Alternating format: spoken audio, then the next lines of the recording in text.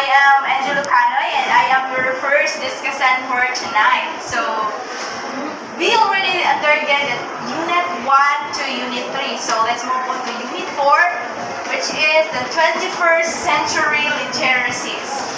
So, what are the expected learning outcomes in this one?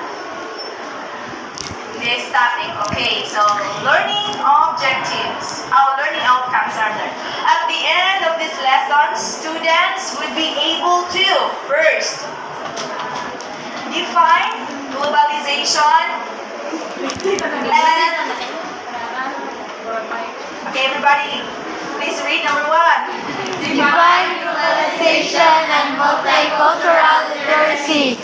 Evaluate the value of globalization and multicultural and understanding of social literacy and its topics. Okay, thank you.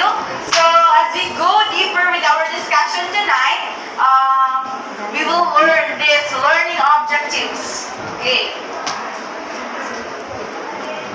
Okay, our topic, globalization and multicultural literacy.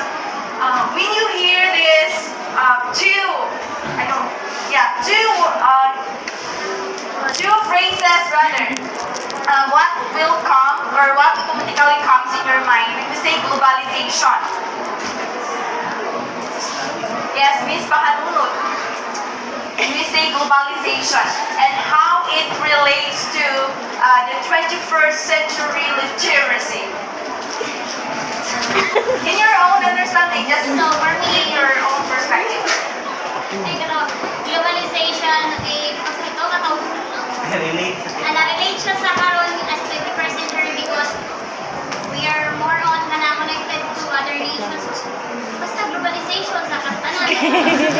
Okay, so you are talking with it as a globalization as the general sophistication of our society or world. Yes, right. How about multicultural literacy? Yes, Miss Inarciso. Just give your own perspectives about this phrase, multicultural literacy. From the word multi means, yes, Miss Rabanes. So, multicultural, in your own understanding, it includes differences and, of course, diversity of cultures. Yes, very good. Brilliant idea. Okay, so let's move on. What does OECD stands for? As you remember, na last semester we already undergone this acronym, which stands for Organization for Economic Cooperation and Development. Okay, so globalization for economic cooperation and development. Okay, so OECD is an international organization that works to build better policies for better lives.